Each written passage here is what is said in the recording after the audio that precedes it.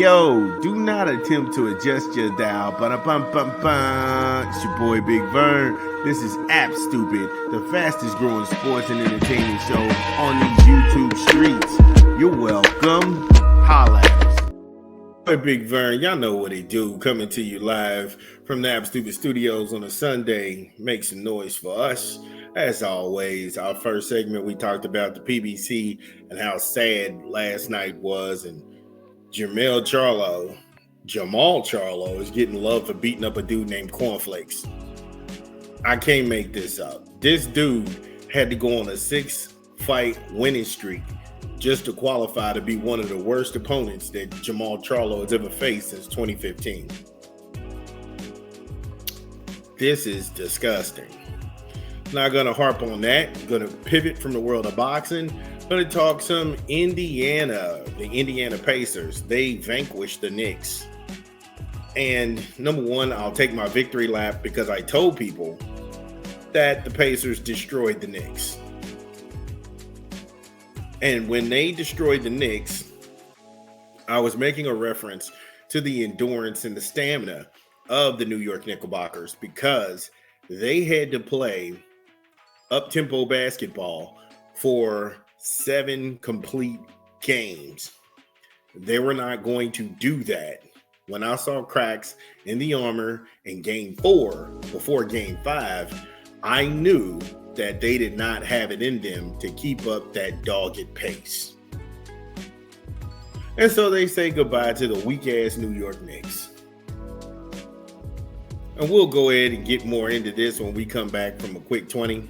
From a rap album we pushing this month, it's your boy Big Vern. Give me a beat. Ba-diddy-da-dee-day, diddy-dee-da-dee-day. Y'all know this boy is hot, right? It's your boy Big Vern here in the App Stupid Studios, bringing you another rap album we pushing this month. The Mussolini and DJ Fresh, Live and Let Fly, in stores now. Get it where you legally consume music, whether it be Google Play, Apple Music, or Spotify. My favorites on the track is going to be Late Night, Monday, Speeding, Players Ball featuring Planet Asia and Silent Snipers, Live and Let Fly with Old Finesse. That track is dope. Red Eye, Fly Zone, and when DJ Fresh put that Can't Buy You Love, the way that he produced that track, oh my goodness. Moose is out, man. Moose is coming hard. Shout out to the Moose. Live and Let Fly. In stores now. Moose and DJ Fresh.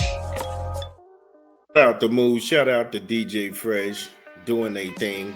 So when we go back and we look at last night, number one, why are the Knicks allowed to be this wild? The Knicks are allowed to physically assault you on a basketball court. And that's their claim to fame. Now, I get the physicality. We're in the Big Ten. Trust me. I know physicality when I see it, and I know just out and outright dirty basketball. When OG Anunoby needs Pascal Siakam in the crotch, and it's a foul on Siakam, we've clearly crossed the Rubicon right now. And nowhere on earth is that a foul on Siakam. But the fouls only work like that in New York. Jalen Brunson is the all-time flopper. This dude will initiate any kind of contact and then throw his head back, and then he will draw a foul.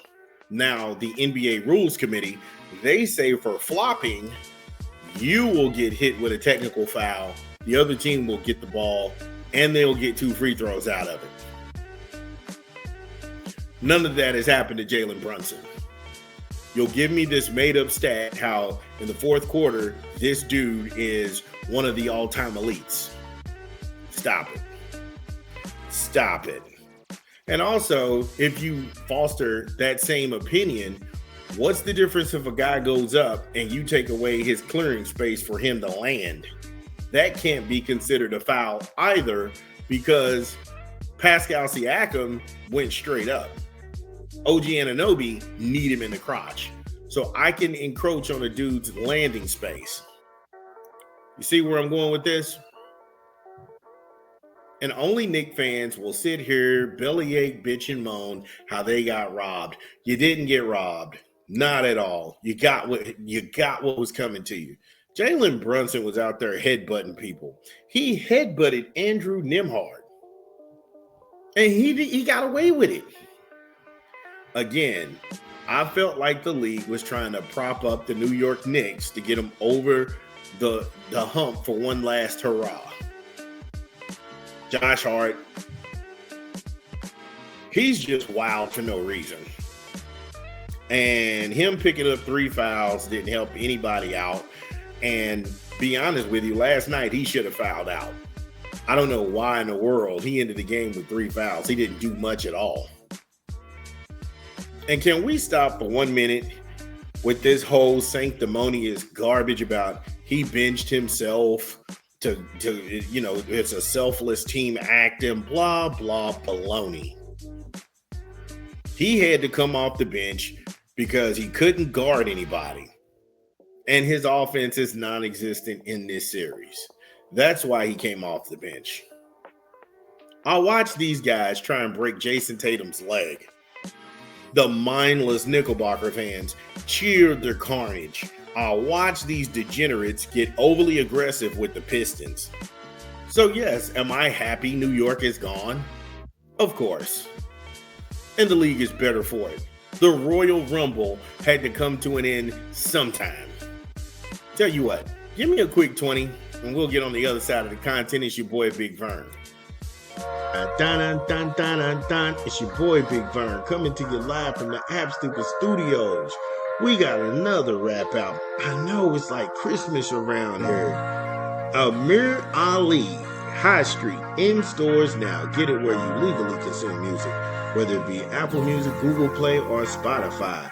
My personal favorites on the track is Welcome to High Street, 5179, Rookie LeBron, Champions with Lids. That is dope. That Champion song is crazy. Virginia is for lovers. Please don't feed the wolves. That's deep. That's deep. This dude is from West Philly, and he got bars on cotton. I'm like, what? Oh my goodness. That guy, that time I got robbed. Now, Greyhound Crown Gold Records, who did that beat? Who did that beat? I need to know homie's name who did that beat, because the beat flip is ridiculous. Oh my God. After the money comes, Crown Talks, wow. Sorry, not sorry, therapy and conscious. Look, Amir Ali is playing no games. High Street, in stores now.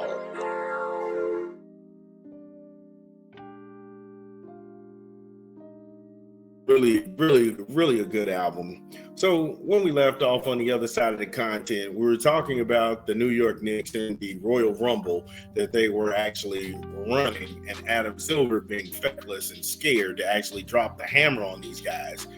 Well, Indiana, we took them out. And I told you previously, before Game 5 in a post, that the Knicks were done, and I was right. They were tired. Fatigue at those levels will make a coward out of anybody. Picking Jalen Brunson and his flopping ass up 92 feet every possession will wear you out.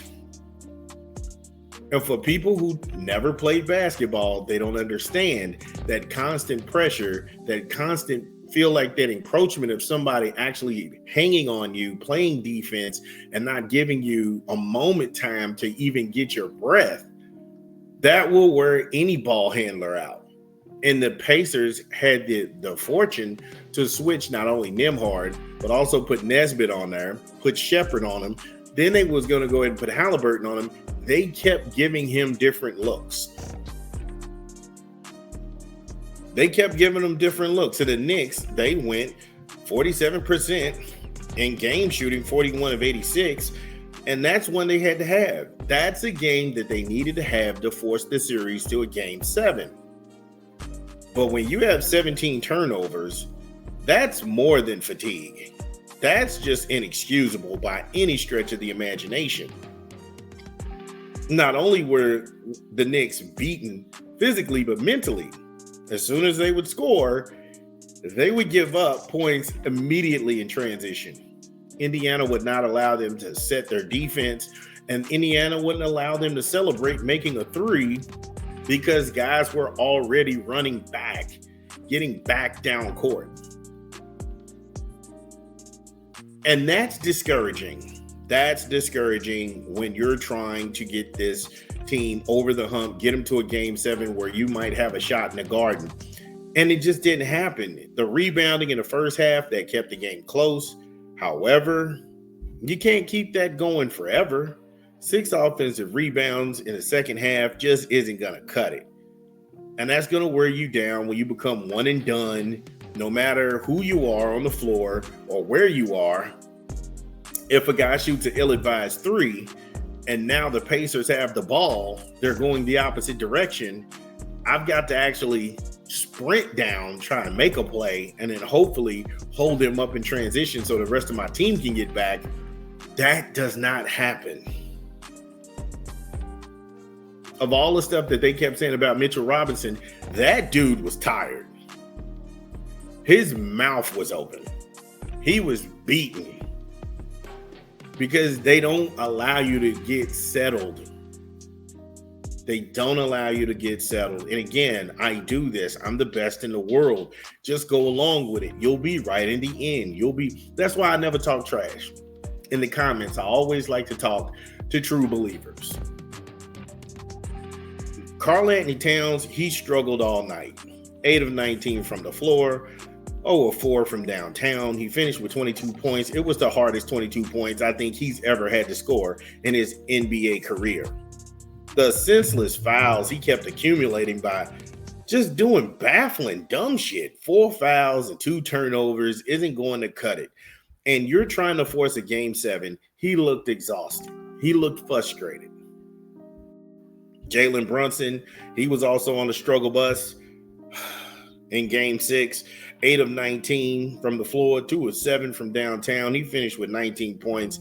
Now, I can tell he was tired because he had 5 turnovers, him and Michael Bridges.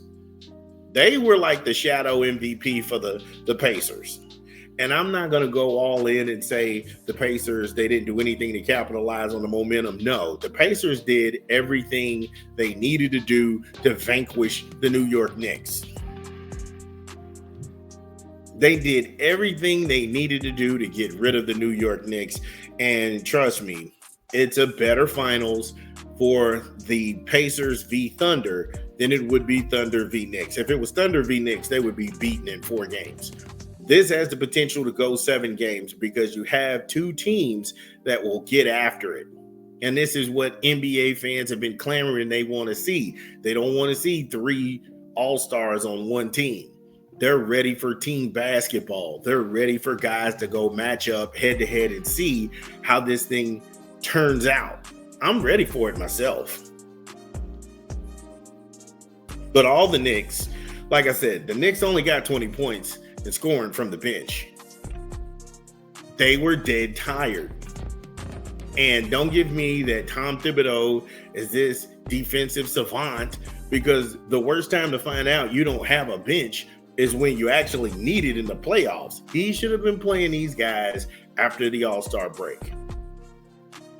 The only guy on that bench who has championship experience and championship grit, and he's been to the playoffs and has deep playing potential, is PJ Tucker. And I don't know why PJ Tucker never dressed and he never got out there on the floor. It's not like he was injured. It's not like he was on the coach's bad side. There has to be someone to ask Tom Thibodeau, why didn't you play him? Why didn't you play PJ Tucker? He won a chip with the Milwaukee Bucks. He went in a deep playoff run with the Miami Heat. He played some out in Houston. You had him here. You didn't use him. Why? Again, I'm no Knicks apologist. I'm actually glad they're gone. New York fans are annoying. I'm glad they vacated the state. It's us, Indiana versus the world. But are you happy that this is the first time in a long time in the finals you don't have a legacy team? You don't have a big media market. You have smaller markets who done the work the right way through player development, smart drafting, and getting chemistry and guys playing together. I think the Pacers v Thunder is going to save the NBA. And I'll just elaborate on that. But for my Pacer brethren and my faithful, get in the flock, get in the comments. Y'all know what this is. It's your boy Big Vern. Again, if you are listening to this pod, get in the comments. Let us know that we get it right. What did we leave out? This is Big Vern. We talk back. We'll be back.